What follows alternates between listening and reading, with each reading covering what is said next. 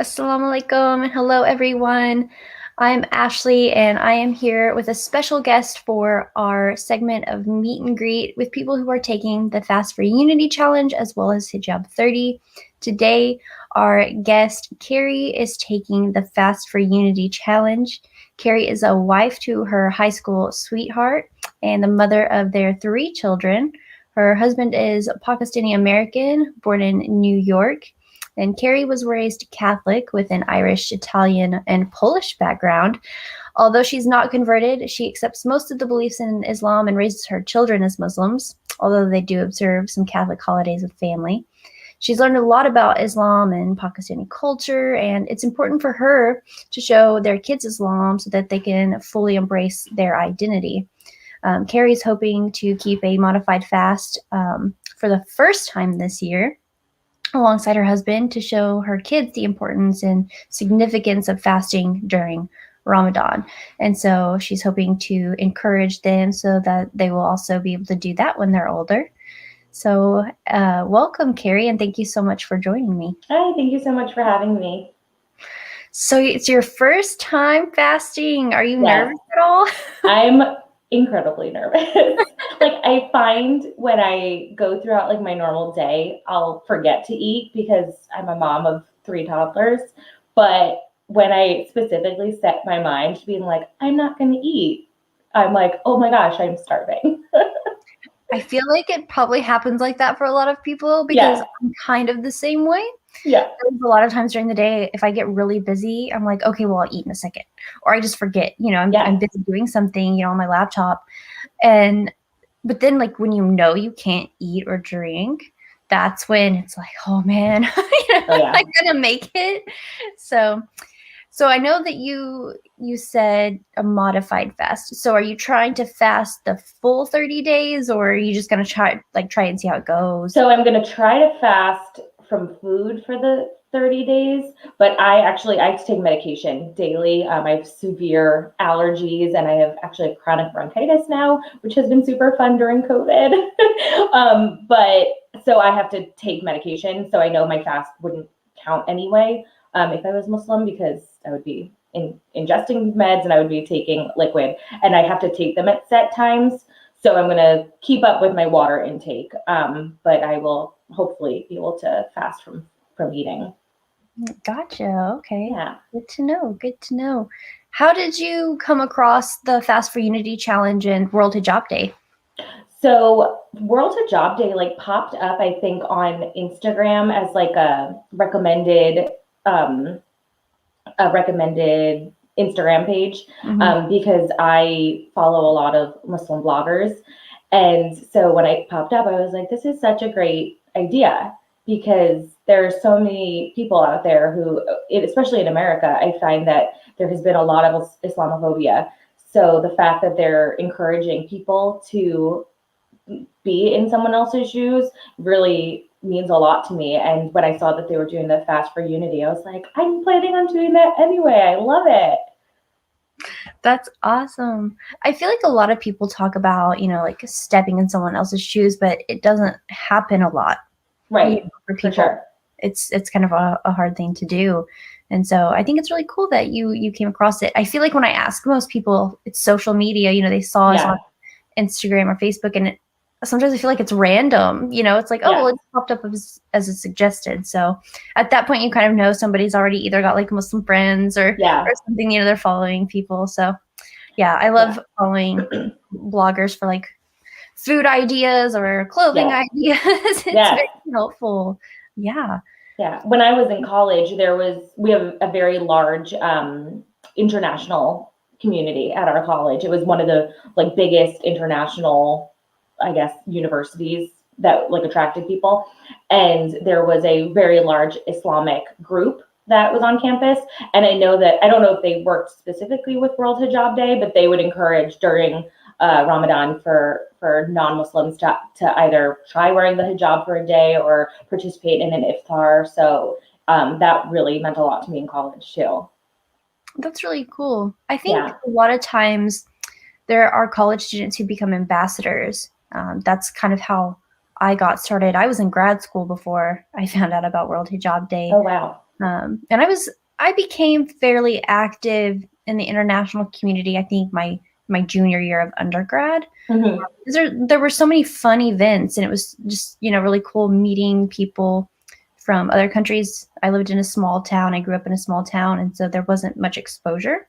Right. And so I just loved learning about it. And so I participated in quite a few events.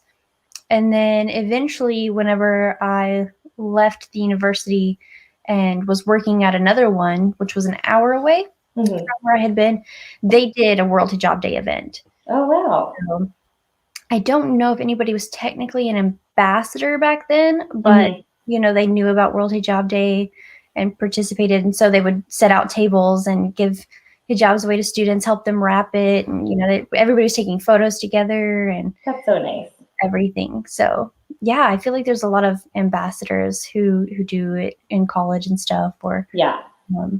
those organizations learn about it and they just want to participate. Yeah. So in the community that you live now, is it pretty diverse? Do you see a lot of visible Muslims? So when we first moved here, we didn't know anyone other than my parents because they moved here first. And so for a long time, we didn't know anybody. And I had worked in one company, which I didn't really like, so I wound up leaving. But my husband became friends with a Muslim man at his work, and they hit it off immediately. They are best friends. I say that they're brothers, from other mothers, because they love each other. And from meeting him, I met his now ex-wife, but she is one of my best friends. And slowly I started to try to look for people who are like us, because the South is very, very Catholic or Christian. So it felt like, well, if we're raising our kids Muslim, should we be living down here? Is this not a good idea? And we actually, probably 90% of our friends down here now are part of the community. Wow. Okay. Yeah. For those who are watching who don't know, Keri moved from New York, so she's no longer living there. New York, I feel like, is a little more diverse depending on, I guess, where you are, if you're like in the city and stuff. But yeah, growing up, I didn't have any exposure to religions either. Yeah. And so I find it very interesting when other people are the same way and they find out about Islam and they learn about it. It's always so interesting to hear those stories. Yes. I always tell people I grew up in the Bible Belt, and they're like, yeah, the Bible Belt? I'm like, there's a name for it. Oh, yeah. There's so many churches. Oh, yeah. It's people are typically either Baptist or a Catholic, and I had a lot of friends, who identified as a certain type of Christian, or maybe they were non-denominational, especially in college, I feel like. Yeah. Yeah. When I grew up in New York, I grew up in technically it was a suburb of New York City, but it was farm town, essentially. And it was very Catholic. I think probably 75 to 80% of our school was Catholic, and the rest were Christian. I think we had a handful of Jewish people, and I knew one Muslim kid, and his dad was my doctor, and that was our only knowledge of Islam. But my mom actually taught religion, Catholic religion, after school, and she always, even before me being with my husband, she always was like, well, we're all from the same God, so we love everybody. So I'm very blessed to have parents who have always been very open-minded and very accepting of other people. Yes, that's really, really amazing, because you hear so many stories where it's pretty much the opposite for people, especially for people who have converted, so it's very refreshing to know that your mom was so open-minded about it and accepting. My mom is very cute. Every Eid, she celebrates with us and our children. And this year, she bought a birthday cake and sang Eid Mubarak to them, to the tune of Happy Birthday. And I was like, oh, wait, most people don't have Eid Mubarak birthday cakes? I'm surprised. Could be a new family tradition. Exactly. Well, I'm really big into decorating for Ramadan. This is technically only my third one. Oh, wow. I count the one that I participated in before converting because I wore hijab for 30 days and I fasted for 30 days. So to me, that was Ramadan. Right. And so the next year, so last year, I was like, well, I'm going to decorate. So I put balloons basically on the wall and had a few things here and there. This year I went all out and seen people on social media really questioning well, I've seen influencers making videos about decorating. Do people really do that? I think it was a revert asking because she's been to people's houses and they didn't decorate. And I was like, for me, I don't celebrate Christmas anymore. And that was such a festive time. And so for me, this is the new big holiday and it's such a special time. Why not, make your home feel like it's a holiday? So I'm very big into decorating. That's exactly for us too. We live in a very Christian area, so everybody celebrates Christmas, or feels like everybody. And my parents celebrate Christmas. I still celebrate Christmas. More so the secular aspect of putting up a tree and listening to carols.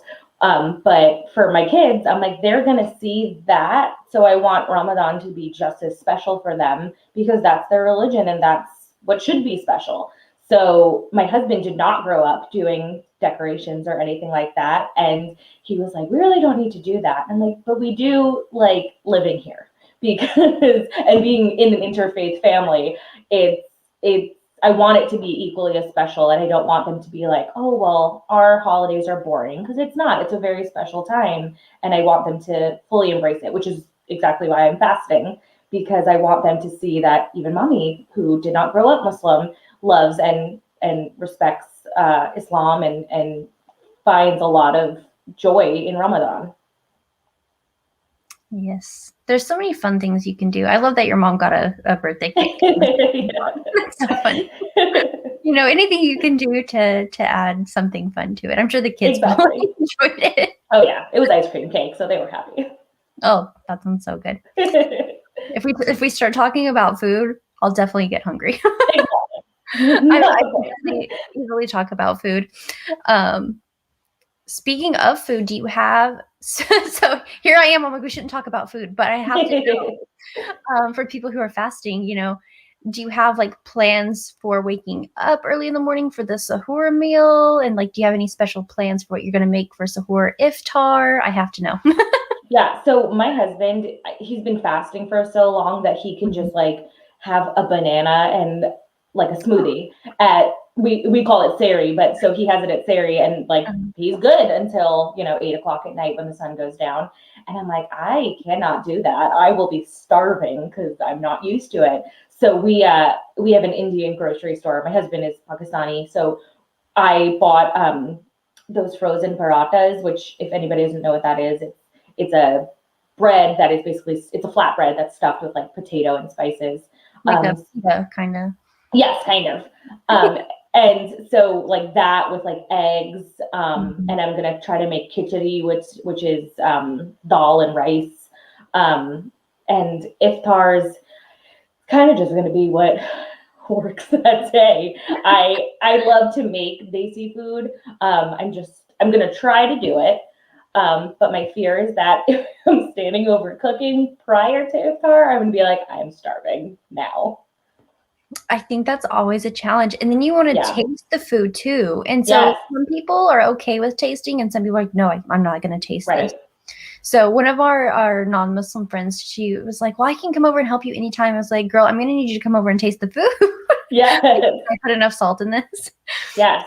So yeah, I think getting up to eat is really hard in the morning because it's easy to just go to sleep, get a pray and go back to sleep. But to get up and have a meal and then pray and then either go about your day or go to sleep, because I feel like a lot of people go back to sleep. Oh yeah, my husband always. That's why my husband does not eat a full meal, because he's like, I want to go back to sleep. Yeah, just a banana or a smoothie.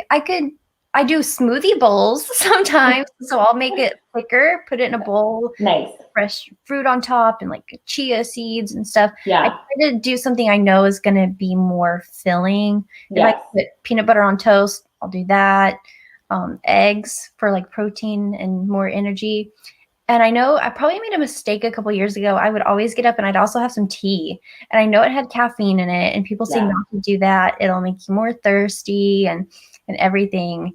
And I have made mistakes before where I was like maybe bad the day before. I had like pizza for dinner and like not anything like nutritious and really Right. salty food. And I'm like, Yes. never again.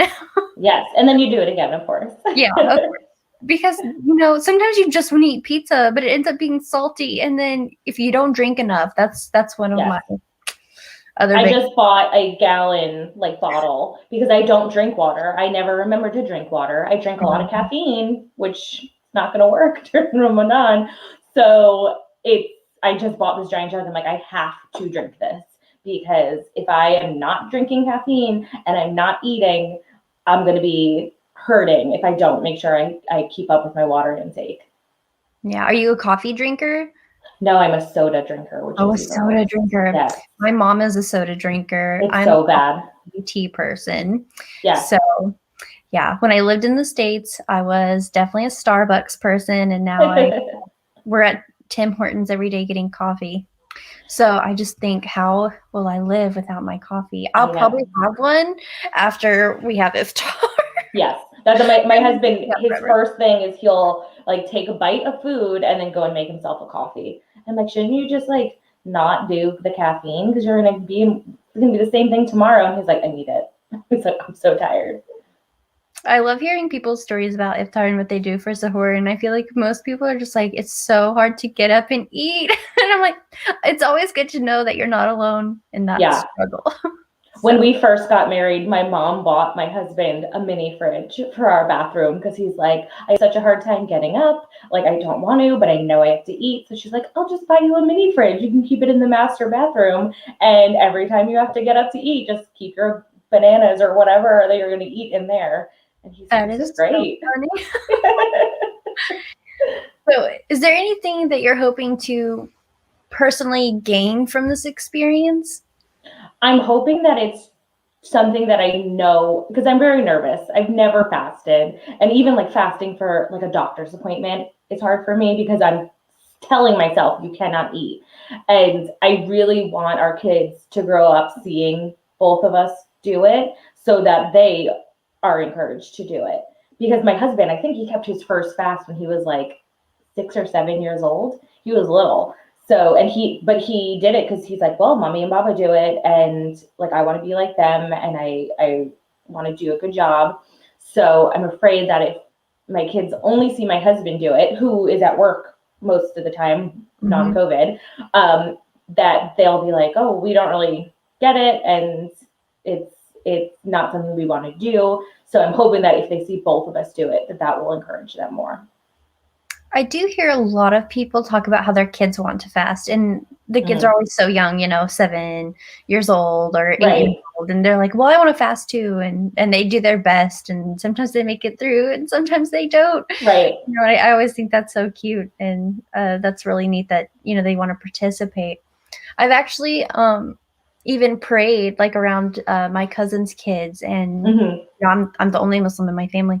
And I was praying in a room alone one time, and her oldest came in, and at the time she was maybe 2. But I go to put my head on the ground, and she imitated me. She was like, she put her head on the ground and was kind of peeking out, like, what are we doing? Out of the corner of my eye doing it.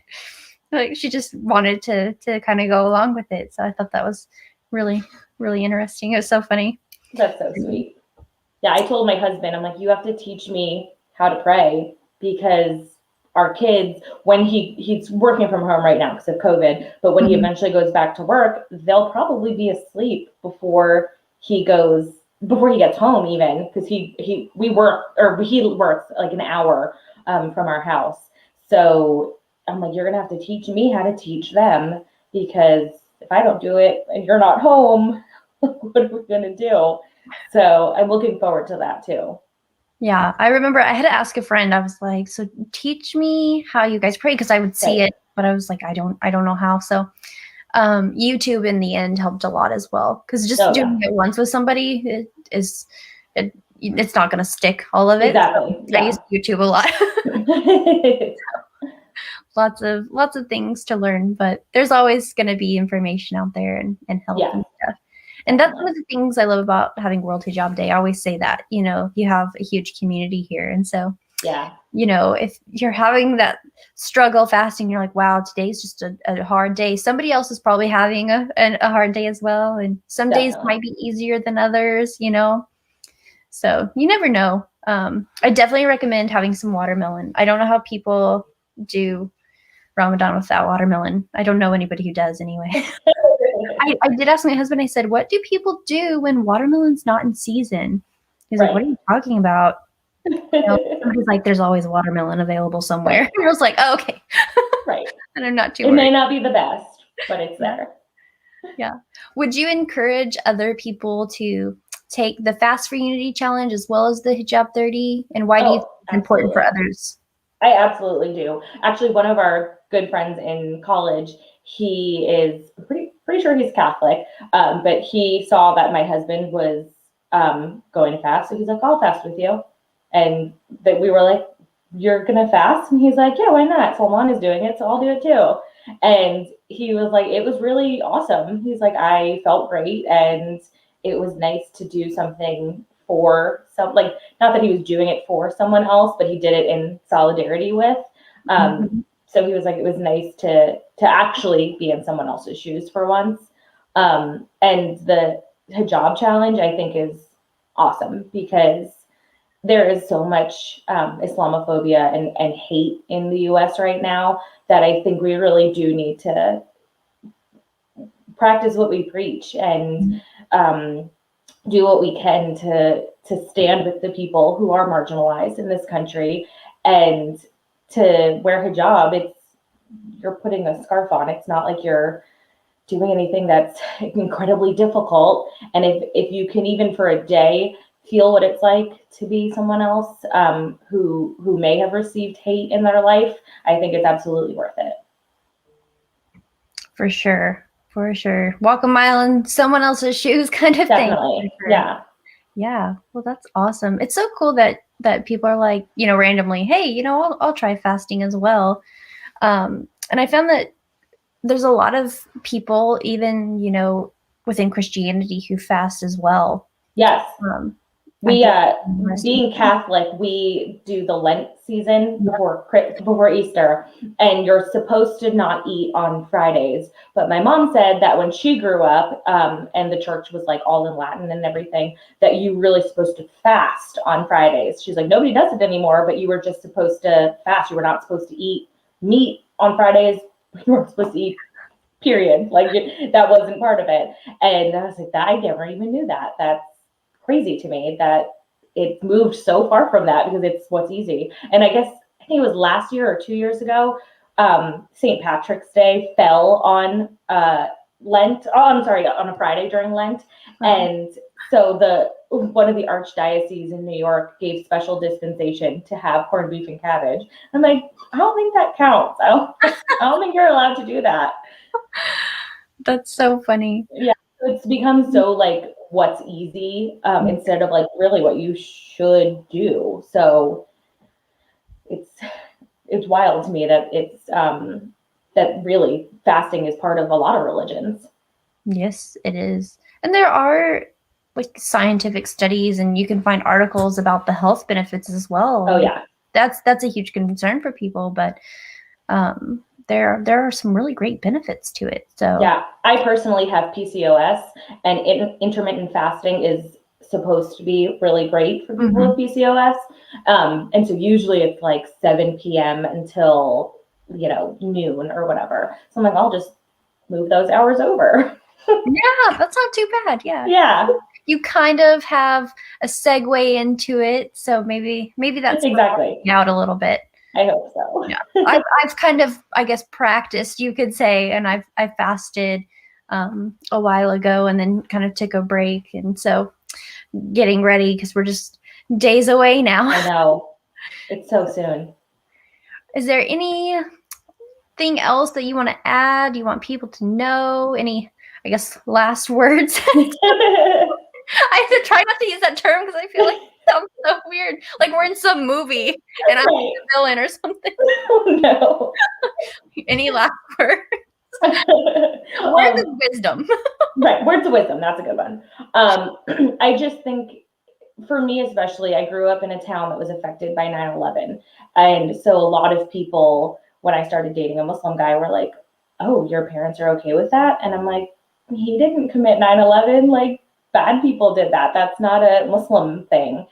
And since getting married and having our children, I have strived to make Islam such a normal, it is a normal thing, but like to people who I grew up with who still have that mindset of this is a bad thing. It's like, you know me, you know my kids. This is not, they're just like anybody else. And, you know, fasting or wearing the hijab or, you know, praying differently doesn't make somebody different. It makes them unique, and that's a good thing. And we should all strive to support each other. And that's why I'm so excited to take part of the Fast for Unity, because I do want to support my kids, and I do want people to see that this is a normal, commonplace thing, even in the U.S. where it's so heavily Christian and the other is seen as scary. It's not. It's not at all. Thank you for that. Yeah. I hope everything goes well for you. Inshallah. Inshallah. So if anybody else is out there and they're thinking about taking the hijab challenge or the Fast for Unity challenge, you can find more information on our Instagram, Facebook, our YouTube channel, and of course our website. We are on social media at World Hijab Day, and then our website is at worldhijabday.com. So you can sign up and join us for one of those challenges or both of those challenges. It's up to you. We are encouraging people to fast. You don't have to fast the whole 30 days. If you want to fast 1, 2, 10 days, it's up to you. You can try it out, see how you like it. Thank you to anyone who joined our live today, and thank you so much, Keri, for being here. Thank you for having me. I really appreciated it. Thank you so much. Assalamu alaikum, everyone. Assalamu alaikum.